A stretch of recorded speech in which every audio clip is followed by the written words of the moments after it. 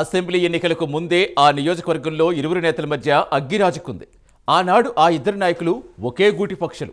ఒకే పార్టీలో ఉన్న ఇద్దరి మధ్య ఎడమొహం పెడమొహంగా ఉండేది. ఒకే పార్టీలో ఇమడలేక ఒకరు బయటకు వెళ్ళి మరో పార్టీలో చేరి ఇక తమకు క్లియర్గా లైన్ అనుకున్నారు. ఈ తరుణంలో ఆ మాజీ ఎమ్మెల్యే కూడా మళ్లీ అదే గూటికి చేరడంతో అయోమయంలో పడ్డాడు ఆ నాయకుడు. ఇటీవల జరిగిన పరిణామాలతో ఆ ఇద్దరు నేతల మధ్య ఆధిపత్య పోరు తారాస్థాయికి చేరుతుందా? మళ్లీ ఒకే గూటి కిందకి చేరిన ఆ పక్షులు మధ్య సయోధ్య కుదురుతుందా? ఆ ఇద్దరు నేతలు ఎవరు? ఏదా అసెంబ్లీ నియోజకవర్గం? తెరచాటు రాజకీయంలో చూద్దాం.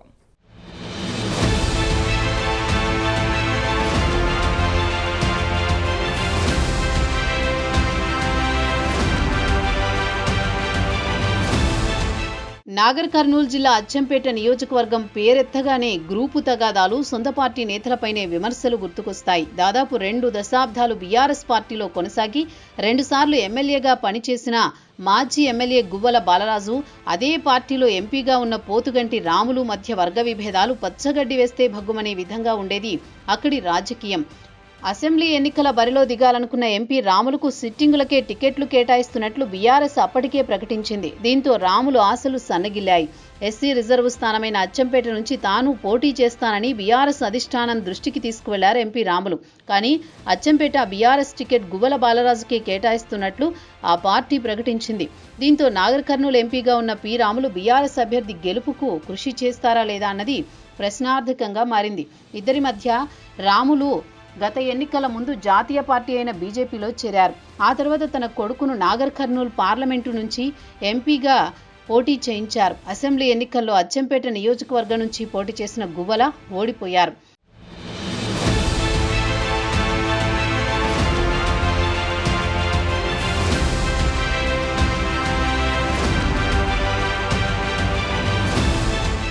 ఇదిలా ఉంటే 2018 తర్వాత టీడీపీ నుంచి బీఆర్ఎస్లోకి వచ్చిన మాజీ ఎంపీ రాములు 2019 పార్లమెంటు ఎన్నికల్లో నాగర్ కర్నూలు నుంచి ఎంపీగా గెలిచారు. సీనియర్ నాయకుడిగా, సౌమ్యుడిగా పేరున్న రాములతో నియోజకవర్గంలో ఎవరైనా సన్నిహితంగా ఉంటే గువ్వల బాలరాజు వారిని మందలించేవారట. ఈ కారణంగా ఇద్దరు నాయకుల మధ్య భేదాభిప్రాయాలు తారాస్థాయికి చేరుకున్నాయి. ఎంపీ రాములు నియోజకవర్గంలో నిధులు కేటాయించాలన్నా కూడా ఇబ్బందులు పడే పరిస్థితి ఏర్పడిందని టాక్. ఈ పరిణామాల నేపథ్యంలోనే మాజీ ఎంపీ రాములు తనయుడు భరత్ రాజకీయ భవిష్యత్తు కోసం బీఆర్ఎస్కు స్వస్తి చెప్పి బీజేపీలో చేరారు.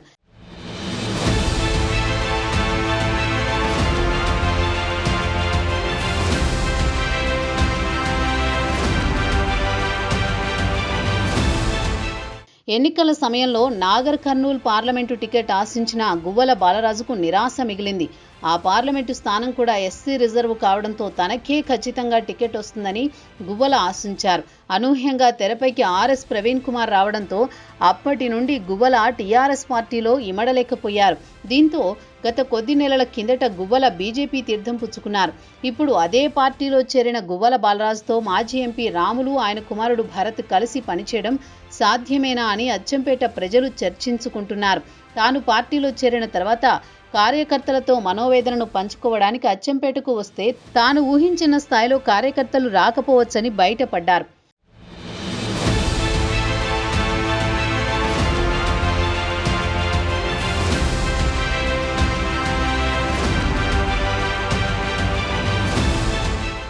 ఈ పరిణామాలే మాజీ ఎంపీ రాములతో సయోధ్యకు ఒక మెట్టు దిగి కలిసి నడిచేందుకు బాలరాజు సిద్ధమయ్యారని రాజకీయ వర్గాల్లో చర్చ నడుస్తోంది.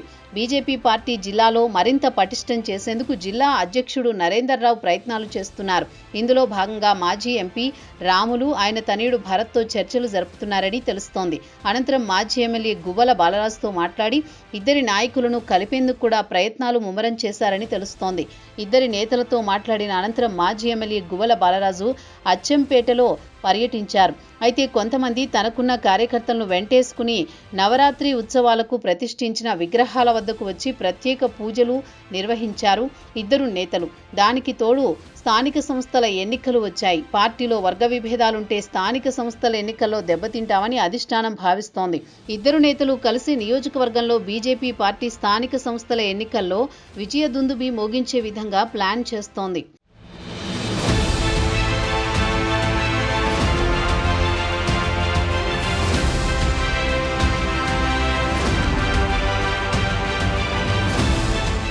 మొత్తానికి మొన్నటి వరకు ఇద్దరూ పచ్చగడ్డి వేస్తే భగ్గుమనే పరిస్థితి ఉండేది. మరి ఇప్పుడు ఆ నేతలు బీజేపీ పార్టీ తీర్థం పుచ్చుకున్నారు.